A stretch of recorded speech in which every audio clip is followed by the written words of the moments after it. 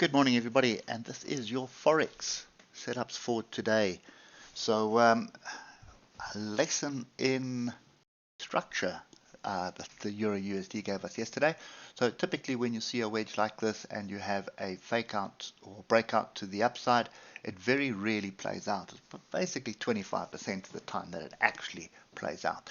So, that you can see is what's happened here, because everybody was probably short in this area. I don't like being short up there. I prefer to be jumping in short on the break because that's just more of a guarantee for me. But there would have been a lot of people that were short here in this, basically when they saw this inside bar here with their stops up here, and that's what triggered all of this. So there was a lot of noise that happened yesterday. This flag is null and void now, and you back up in an area of potential resistance. But if we just get onto the weekly quickly, because that is the important bar that we need to pay attention to today being Friday, look what is happening. We have a fairly decent, let's just call it a cup and handle for now, but you could also see it as a head and shoulders, this being the shoulder here, this being the head, and this being the right shoulder, or you just see this as a big cup and handle. So yeah, I have a sneaky suspicion we have reversed the downward trend, and this, you can see the moving averages have crossed over. We just haven't got across the 155.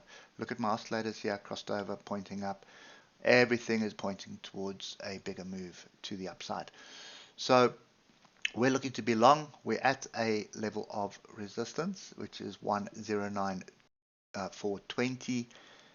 So one or two things that's going to happen. We're either going to pull back, and unfortunately this is quite far down, so that would be 108,649. But in my experience, we have a strong move up, we have a consolidation. There is more often than not a second move to the upside. So let's just get to the left and pick up the other areas that we would have an opportunity at. So just going to do that. That's the three levels. I'll come back to the right. So I would prefer a move down to 109,175, 109,117, and 109 dead. So pull back onto that, looking for an opportunity to buy into this. The other opportunity would be a break of 109,420, build a base on that, and then get going. And again, you're going to have to look left, but there's your next structure, which is at 106.70. So yeah, that's Euro USD. If you like that, drop us a thumbs up. I appreciate the help and growth of the channel. Moving on to the US dollar Japanese yen, and big move up, big move down, and now another move up at the moment. So we're still a bit confused. We are range bound here.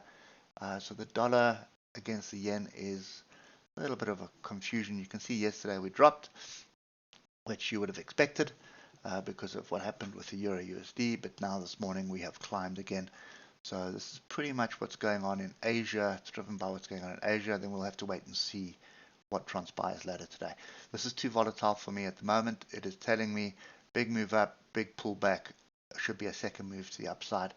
But just looking at what's happening with the dollar and Euro USD, I'm a little bit skeptical there. So this one I will leave alone today. We'll focus on Euro USD rather. Moving on to British pound, Japanese yen. Onwards and upwards, we've broken through the structure we looked at yesterday without even testing it. Really, really difficult to get in on this move at the moment. And you can see we are, pullbacks are to be bought basically.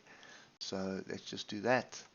And again, 1, 2, 3, 4, 5, 6, 7, 8. That didn't play out. So London breakout didn't play out at all.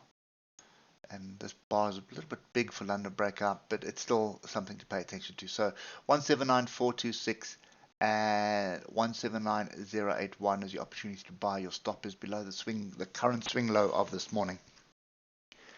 Or alternatively, you can move it back here. So take a smaller position and just put your stop back below the swing low of yesterday. We are extremely overbought at the moment, so just be very careful here. It's not cut in stone as to what's happening there. Lastly, Euro British pound. We're still meandering to the downside, but bear in mind this area that we're in down here, there is strong support, and that's on the weekly and monthly chart. So when you start breaking below that, you're going to see some structure, but what you're looking for at the moment is to see whether you can get anything out of this. And if you look at the price action the last 2 days, there's nothing there. So this could be moving up, could be moving down. We're in between the moving averages. We're ranging. We're sideways. It's dangerous. It's not worth looking at. So you've got, well, for me anyway, I've got 4 or 5 other opportunities on the count. There's a lot of happening on indexes that's just going to give you opportunities to make some money as well.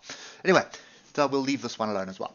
Hope that helps, and don't forget to drop us a thumbs up, and we'll catch up with you on Monday morning. Enjoy your weekend.